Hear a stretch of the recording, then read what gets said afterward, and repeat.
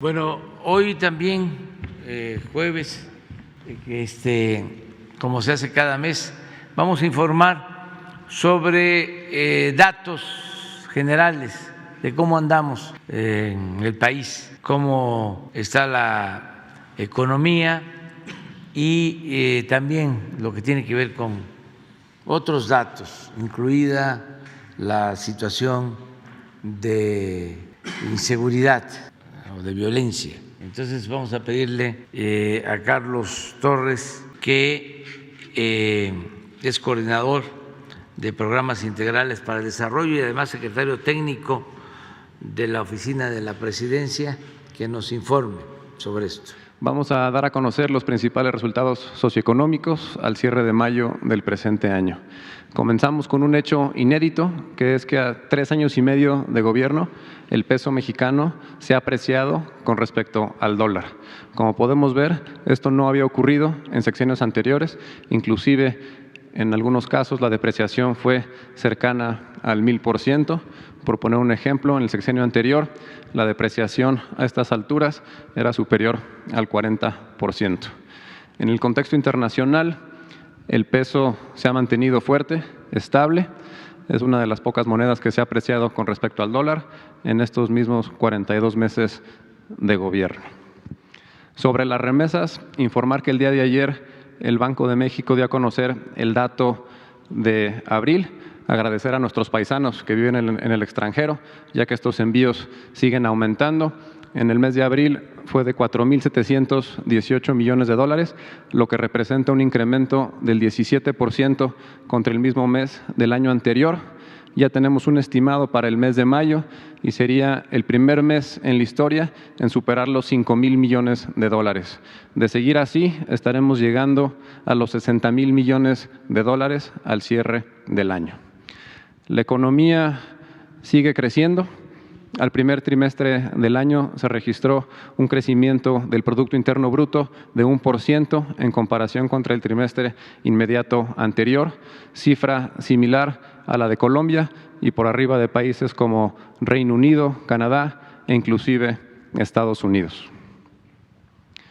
La semana pasada, la Secretaría de Economía dio a conocer el dato de inversión extranjera directa al primer trimestre del año, que es un récord, con una cifra superior a los 19,000 millones de dólares. Descontando las operaciones atípicas, que en este caso es la fusión de Televisa y Univisión, así como la reestructura de Aeroméxico, tenemos un incremento del 5.8% contra el mismo trimestre del año anterior. Esto reafirma la confianza que hay en los inversionistas en el país y podemos decir que este año va a ser el de mayor inversión extranjera directa en la historia de México. La inflación es un fenómeno que ha afectado mundialmente en los últimos meses. En el mes de abril se registró una inflación anual de 7.68%. Ya se dio a conocer la cifra de la primera quincena de mayo. Es ligeramente inferior, con 7.58%.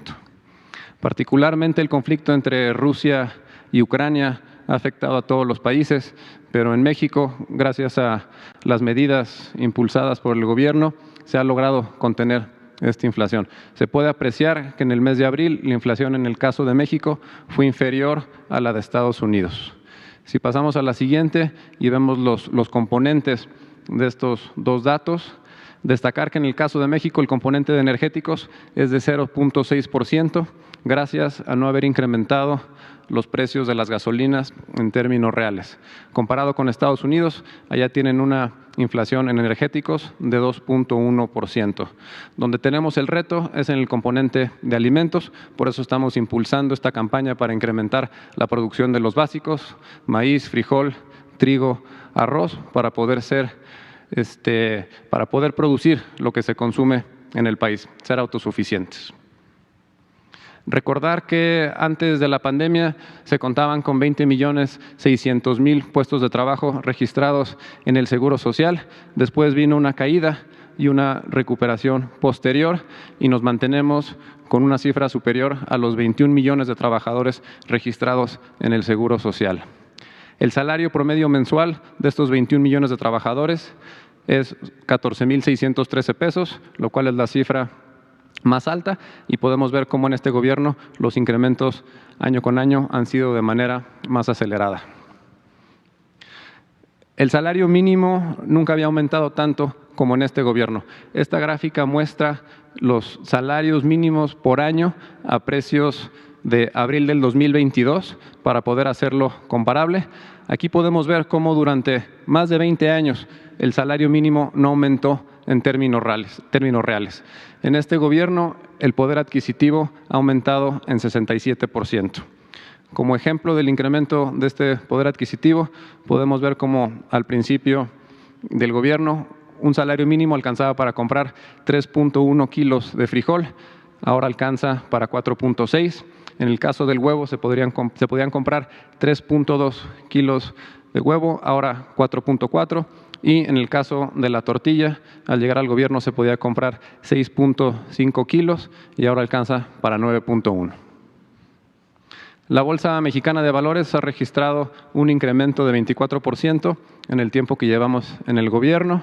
De igual manera, las reservas del Banco de México, siguiente por favor, han registrado un incremento del 15% en estos mismos 42 meses, registrando una cifra prácticamente de 200,000 millones de dólares. El precio mexicano de la mezcla de petróleo se ubicó al final de mayo en $113 por barril.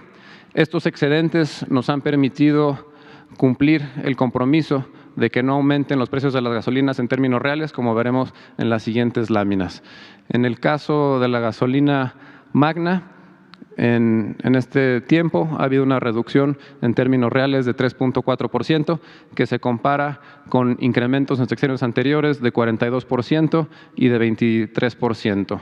En el caso de la gasolina premium, tenemos una reducción del 2.4%, que de igual manera se puede comparar con incrementos del 46% y del 5.7%. Y en el diésel tenemos una reducción de 3.9%, cuando anteriormente el precio aumentó cerca del 50%. En el caso del gas, sí tenemos un incremento en términos reales del 12%, pero destacar que la tendencia que iba a la alza ya se revirtió con las medidas que se implementaron el año pasado.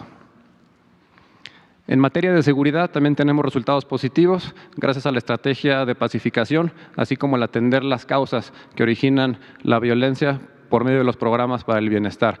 Aquí podemos ver que los delitos del Foro Federal han registrado una reducción del 31% en el tiempo que llevamos en el gobierno. En cuanto a los homicidios, esta gráfica muestra los datos acumulados de enero a mayo. Ahí hay un error en la lámina, es de enero a mayo. Recordar que teníamos una tendencia que iba a la alza, inclusive con porcentajes superiores al 30%. Esa tendencia ya se revirtió y ahora tenemos una reducción. Contabilizando el estimado que tenemos para el mes de mayo, tenemos una disminución del 10% contra el mismo periodo del año anterior. En cuanto a secuestro, tenemos una reducción del 45% si comparamos los últimos 12 meses del gobierno anterior contra los últimos 12 meses del gobierno en curso. Con respecto al robo de vehículo automotor, tenemos una reducción del 40%.